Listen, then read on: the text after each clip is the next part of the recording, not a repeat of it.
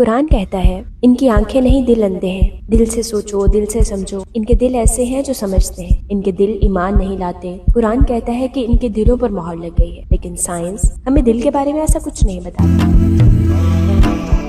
1991 میں ایک ایکسپیریمنٹ کیا گیا جس میں دل میں نیورونز کو پایا گیا۔ نیورونز ہمیں پتا ہے کہ برین میں ہوتے ہیں، لیکن دل میں 40,000 سینسری نیورونز کو پایا گیا، اور آج کے ریسرچرز بھی اس چیز کو کنفرم کرتے ہیں کہ دل کی اپنی صلاحیت ہے چیزیں سمجھنے کی اور لرن کرنے کی۔ ڈیپ لیول پر رسول اللہ صلی اللہ علیہ وسلم کی حدیث ہے دل کے بارے میں، جس میں وہ فرماتے ہیں کہ انسانی جسم میں گوشت کا ایک ٹکڑا ہے کہ اگر وہ درست ہے تو آپ کی پوری باڈی درست ہے، لیکن اگر وہی خراب ہے تو آپ کی پوری باڈی خراب ہے، اور وہ دل ہے۔ دل کو بہت زیادہ اہمیت دی گئی ہے قرآن میں بھی اور احادیث میں بھی، کیونکہ یہی وہ دل ہے جب بدلتے ہیں تو انسان کو قاری بنا دیتے ہیں، بدلتے ہیں تو انسان کو مفسر بنا دیتے ہیں، انسان کو معلم بنا دیتے ہیں۔ یہی وہ دل ہے کہ جب بیمار ہوتے ہیں تو قرآن کی ہدایات دل پر اثر نہیں کرتی، اللہ تعالیٰ کے احکامات دل میں نہیں جاتے، انسان ایک کان سے سنتا ہے اور دوسرے سے نکال دیتا ہے، دل حق بات کو قبول نہیں کر پاتا۔ اور اسی لیے مفسرین نے دل کے مختلف اقسام بتائی ہیں، جن میں قلب سلیم ہے، قلب منیب ہے، سخت دل ہے، اور وہ دل جس پر اللہ تعالیٰ مہر لگا دے۔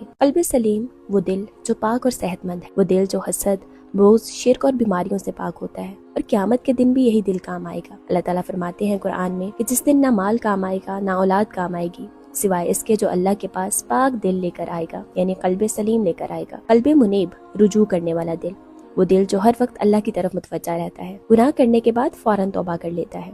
اس کے بعد آتا ہے سخت دل، یعنی وہ دل جو مسلسل گناہوں اور نافرمانی کی وجہ سے پتھر کی طرح سخت ہو جاتے ہیں، جن پر کسی بات کا کوئی اثر نہیں ہوتا۔ پھر آتا ہے وہ دل جس پر اللہ تعالیٰ مہر لگا دے، جب انسان حق کا انکار کرتے ہوئے اس پر اڑ جاتا ہے تو اللہ اس کے دل پر مہر لگا دیتے ہیں، جس کے بعد اس انسان پر ہدایت کا رستہ بند ہو جاتا ہے۔ دلوں پر مہر یکدم نہیں لگتی۔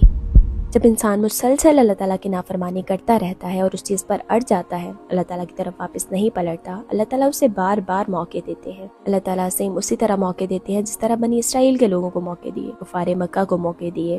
اللہ تعالیٰ کسی نہ کسی طریقے اپنے اس بندے کی طرف ہدایات بھیجتے ہیں، اپنے احکامات بھیجتے ہیں، لیکن وہ نافرمانی میں اس قدر آگے بڑھ چکا ہوتا ہے کہ اس پر اثر نہیں ہوتا۔ پھر اس پر قرآن کی آیات اثر نہیں کرتی، قرآن کلاسز اثر نہیں کرتی، قرآن پڑھتا ہے لیکن اس کی زندگی نہیں بدلتی۔ مسئلہ یہ ہے کہ آج کے دور میں ہم نے دل کو نگلیکٹ کر دیا اور برین پر زیادہ فوکس کیا، لیکن دل وہ مرکز ہے کہ جب تک آپ اسے پیوریفائی نہیں کریں گے آپ کی زندگی نہیں بدلے گی۔ وہ کہتے ہیں نا کہ دل بدلے تو زندگی، جب تک آپ کا دل پیوریفائی نہیں ہوگا آپ کی سوچیں بھی پیوریفائی نہیں ہو سکتی۔